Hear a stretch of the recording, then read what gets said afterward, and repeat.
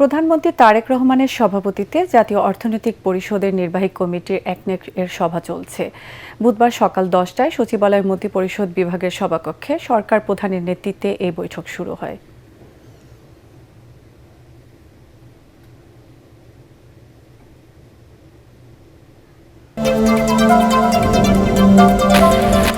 রাজারবাগের কদমতলী এলাকায় পলাশ নামের এক বিএনপি কর্মীকে কুপিয়ে হত্যা করেছে দুর্বৃত্তরা। আঘাতে তার দুহাত বিচ্ছিন্ন হয়ে যায়। পরে গুরুতর অবস্থায় তাকে হাসপাতালে নেওয়া হলে চিকিৎসক পলাশকে মৃত ঘোষণা করেন। নিহত স্বজনরা বলছেন, পূর্ব শত্রুতার জেরেই এই হত্যাকাণ্ড।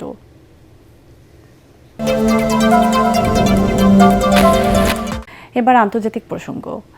মেডিকেল ও সরকারি চাকুরির পরীক্ষার প্রশ্নপত্র ফাঁসের অভিযোগ ঘিরে উত্তাল ভারত। শিক্ষার্থীদের নেতৃত্বে শুরু হওয়া ককরোচ জনতা পার্টি বা সিজেপির আন্দোলনে ২০ দিন আগে অনশনের মাধ্যমে যোগ দেন শিক্ষাবিদ সোনম ওয়াংচুক। আন্দোলনের প্রতি সংহতি জানিয়ে আলাদা কর্মসূচি পালন করেছে কংগ্রেসও। যন্তর মন্তরের সামনে বিক্ষোভ থেকে আটকের ২ ঘণ্টা পর মুক্তি পান কংগ্রেস নেতা রাহুল ও প্রিয়াঙ্কা গান্ধী। রাজধানী নয়াদিল্লিতে টানা বিক্ষোভ, পুলিশের অভিযান আর পাল্টাপাল্টি রাজনৈতিক কর্মসূচিতে উত্তপ্ত হয়ে উঠেছে ভারতের রাজপথ।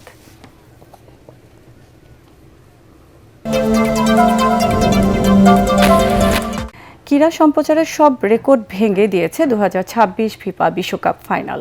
লাতিন আমেরিকা ও ইউরোপের এই হাইভোল্টেজ লড়াই টিভিতে সরাসরি দেখেছেন ১৫০ কোটির বেশি মানুষ, যা বাংলাদেশের মোট জনসংখ্যার প্রায় ৯ গুণ।